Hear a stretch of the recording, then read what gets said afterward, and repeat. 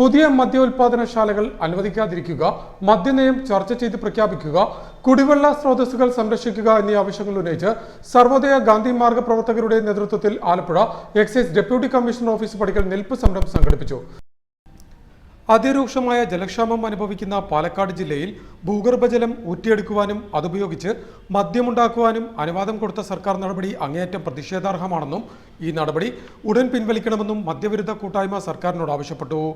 പുതിയ മദ്യശാലകൾ അനുവദിക്കാതിരിക്കുക, മദ്യനയം ചർച്ച ചെയ്ത് പ്രഖ്യാപിക്കുക, കുടിവെള്ള സ്രോതസ്സുകൾ സംരക്ഷിക്കുക എന്നീ ആവശ്യങ്ങൾ ഉന്നയിച്ച് സർവോദയ ഗാന്ധി മാർഗ പ്രവർത്തകരുടെ നേതൃത്വത്തിൽ ആലപ്പുഴ ജനറൽ ആശുപത്രി ജംഗ്ഷന് സമീപം പ്രവർത്തിക്കുന്ന എക്സൈസ് ഡെപ്യൂട്ടി കമ്മീഷണറുടെ കാര്യാലയത്തിന് മുന്നിൽ സംഘടിപ്പിച്ച നിൽപ്പ് സമരത്തിലാണ് സർക്കാരിന്റെ പുതിയ മദ്യനയത്തിനെതിരെ രൂക്ഷ വിമർശനം ഉണ്ടായത്.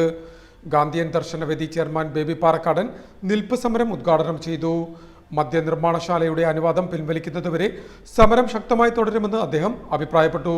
7 വർഷക്കാലത്തെ ഭരണത്തിനിടയിൽ മദ്യത്തിന്റെ വ്യാപനം വളരെയധികമായി 100 മടങ്ങല്ല, 200 മടങ്ങല്ല, 300 മടങ്ങ് നമ്മുടെ സംസ്ഥാനത്ത് വർദ്ധിച്ചു വന്ന സാഹചര്യമാണ് ഇപ്പോൾ ഇവിടെ സംജാതമായിരിക്കുന്നത്.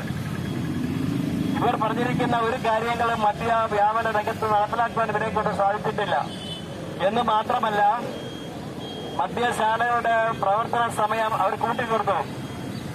8 മണിക്കൂർ ഉണ്ടായിരുന്നത് 9 മണിക്കൂറും 10 മണിക്കൂറുമായി അത് വർദ്ധിപ്പിച്ചു.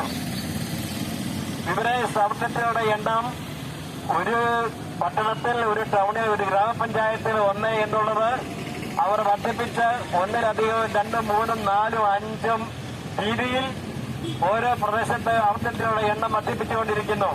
നിൽപ്പ് സമരത്തിൽ PA കുഞ്ഞുമോൻ അധ്യക്ഷത വഹിച്ചു. ME ഉത്തമക്കുറുപ്പ് മുഖ്യപ്രഭാഷണം നടത്തി. MD Saleem, Hakeem Muhammad Raja, Raju Pallipparambil, Joseph Mararikkulam, Asha Krishnalayam, Laisamma Baby, N Minimol, George Karachira, PJ Kurian, Roy Velikkattil, CK Vijayakumar, Thomas Vazhappallikkalam, VT Chacko എന്നിവർ സംസാരിച്ചു.